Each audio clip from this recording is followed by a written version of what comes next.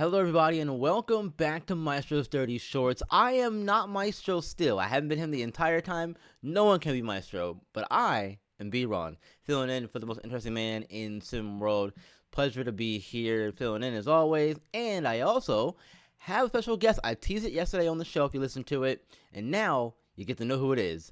It's Coach Dreece Williams of the Philadelphia Elite. Welcome, Dreece, to the show. You guys can't see him, but you can hear his voice. Dreece, how are you?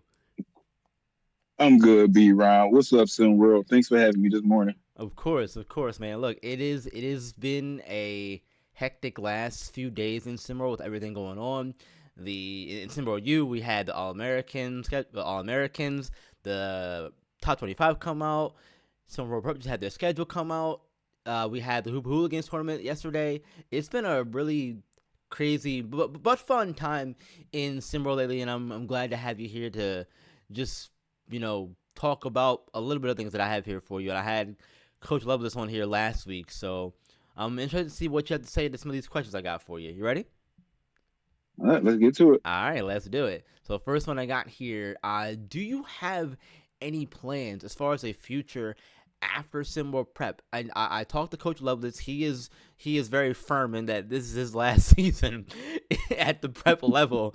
Do you have any? Have you thought about that yet, or are you still very committed to being with the Philadelphia Elite in SimWorld there, I can't talk right now. In SimWorld Prep, or have you started to consider the future at all? As of right now, I'll say as of right now, as I'm sitting here doing this interview, I'm still 100% committed to prep. We got a season coming up, and I really don't want to lose focus right now. Um, but being realistic, everybody has aspirations to do more. I say this for my players: go out there and put yourself in the best position to succeed. If the right opportunity come up, of course I'm going to have to entertain it. But going to SWU next season isn't my direct focus. I'm not going to say I'll put it completely out because I am, an ambitious person. But right now I'm totally focused on season four prep. Okay, fair enough. And speaking of season four, you've been around for a long time at this point. You're one of the few veterans of coaches that are still left. Again, you and Brian Lovelace are the ones who were kind of the original few that are left in SimWorld Prep. And coming into your fourth season as coach, what has been the biggest thing that you've learned about the players of this generation, this era, and how have you used that to adjust your own coaching style, if at all, for that matter? Um, it's more of offensive focused league these days. Kids want to score, man. It's Yeah, hard. that's true. It's Yeah. hard to get kids to constantly play team ball. Ripping my beard hair out, thinking about some of the plays that I've seen so far this summer. It's been some great hoops, but like I said, kids they want to put the ball in the basket. And that's how they're getting paid these days. Back in the day when we were growing up, I was growing up. Yeah. A guy that was a rebounder, a rim runner, and stuff like that could have made a decent living. Now those type of positions, big post up centers and stuff like that, these positions have fallen to the wayside for a more up tempo, exciting type of game. So for me, coming from the old school mentality, it's just being innovative. Like you gotta go with the times. I'm still a defensive coach throughout, but I had to learn different ways to be innovative on offense while still maintaining that defensive punch to get the job done. I think we did a pretty good job last year of mixing that in, bringing in guys like Deuce Turner, Abdul Salamanca to join Monty Parsons and some of the other guys we had. Yep. So like I said, it's just staying above the curve of what's going on. You can fight against it all you want, and I think that's the coaches who wind up being unsuccessful in their ventures because it's what it is nowadays. It's hard to explain when it happened where it happened, Right. but the focus had totally went to offense. So just kind of had to like get on the bandwagon and go for it. Yeah, absolutely. It's one of those things where you either learn from it and adjust, or like you said, you get left behind. And you clearly Right. haven't. You clearly haven't been left behind at all, or else we wouldn't be talking right now. So, speaking of your old teams, I want you to take yourself back to that first season you coached the Philadelphia Elite. What do you think is the biggest difference between this current team you have and the one from when you first started? Because when you first started, there was growth there that could be seen at the end of the season for sure. But I want to get your thoughts on that from a coach perspective versus a media member perspective. Because I've always been a fan of you and how you've coached the team and that kind of stuff. But go ahead. Yeah, when I first got to Philadelphia, they were. Uh, I don't want to talk bad about the program, but they weren't a winning program, so to speak. It wasn't. It wasn't a good looking thing. I like when I ran the film, I seen that they had some. I seen that they had some good parts, but the way that they were aligned, it was just all the way off. So it just was mixing the ingredients up and putting, my spin on things what I wanted to do. Like we had good defensive players. We had Orland Mock on that team. We had Jermaine Alika Owens was on there, Matson I on believe. that team. Who else? Jermaine Lofton. I'm Owens. forgetting his first name. We got Jermaine. We got Jermaine later at the beginning of the Okay, season. We had okay. Marcus Lofton, Marcus played Lofton. for Penn Yes, yes, State. yes. Yeah, we had Marcus Lofton. So we had guys. Who else? Khalil Erickson. We had guys that was able to run the things that I wanted to do.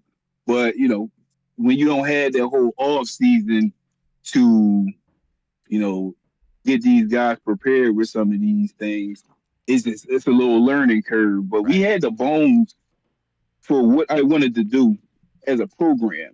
So we just continued that on with recruiting. And like I said, lean more into the offensive side. That team was really defensive orientated. Except for guys like Nas Hall, who was sitting on the bench. That's what I was talking about. Some of the decisions some of Yeah. the decisions by previous coaches when he came in. And when I came in, the guys responded well. They liked the attention that I put on their individual games, giving them a blueprint of where to go, and they responded to it. And uh, coming years after that, we recruited guys with the same mindset of um, getting better. Like a lot of people just talk about getting better. It's not just about running out there putting up a bunch of shots. It's about getting your body right, your mental right, um, understanding where you're playing. Like everybody can't play in LA, so to speak. Right. Everybody can't play for Philly. Everybody can't play here. One bad game, they might turn on you. You gotta be tough. You got so it's those attributes and stuff like that. I bring in guys with that type of mentality, and it's been working well. And I'm really looking forward to what we're going to do this coming season. Yeah, I'm looking forward to seeing what you guys do as well. And you mentioned some of the names there: Nas Hall, Khalil Erickson, Marcus Lofton. All those guys are now in SimWorld U and playing parts in the various programs: Penn State, Arizona, and Kansas, to be correct in all those things there. So you definitely have a pedigree of sending guys to the next level as well and having them play either a big part in the program or having a solid role on their team in some regard. Right. I mean, that's the goal. Right. That's the goal. Like, it's hard. Most SWBA stars don't mention, their high school coach unless he's held in high regard. I want to be that coach when these guys get to the SWBA and they be like, you know what, Coach Dreece really put me on the right path. If I could do that, I'll be ecstatic. More than winning championships at prep or anything like that. I just want to have a lasting imprint on these guys' career more than anything. Right, and this is the perfect time to do it when they're at this very formative age, between 14, 17 years old when they come into some more prep. The last official question I have for you here is the regular season tournament got released yesterday. And I'm sure you've been, circling games like Monte Parson, and I'm sure you've been looking at the schedule through and through. So, is there a tournament that you're really looking forward to coaching in this season, or do you have multiples? Of course, I got multiples, but I definitely looking forward to defending home turf again. At the Hardwood Hustle. Um, the Kaiju Blood Battle, man. Oh my God, it's gonna go down. It's gonna go That's gonna be a fun down. one. Yeah, Yeah, that that is the one I'm waiting for, and I know all you coaches know who you are. We are coming for war. It ain't nothing else to be said. There's been a lot of preseason, you know, back and forth, and absolutely. guys who did this and all that. I told him before, it's all fun in the all season. When it's time to step on that court, things gonna get a little different. And Philadelphia is coming to make things a lot different for folks this year. He gonna put it like that. I love it. I love to hear that. Well, look, one last thing for you here, Coach Dreece. It's something that nobody has gotten right so far since I've been doing this, which is a surprise to me. But here we go. What do we never let Jason Bourne do? We never let Jason Bourne drive our car. I'll take it. I'll take it. It's close enough. I will take it. I will take it. Never let Jason Bourne borrow your car, everybody. Thank you very There much. you go. Yeah, thank you very Ball much. drive. Hey, Don't give the look. keys. You were on the right track, and that close enough, man. Close enough. Thank you very much for coming on. I really appreciate it. Have a good rest of your day, and good luck in preparing for the season. I know it's getting close now, so you guys, all you guys and coaches and players out there, get ready. It's gonna be here before you know it. And look, I'm B-Ron, filling in for Maestro on Dirty Shorts. We'll see ya on Wednesday for more Talking Dirty with me, B-Ron, as the host.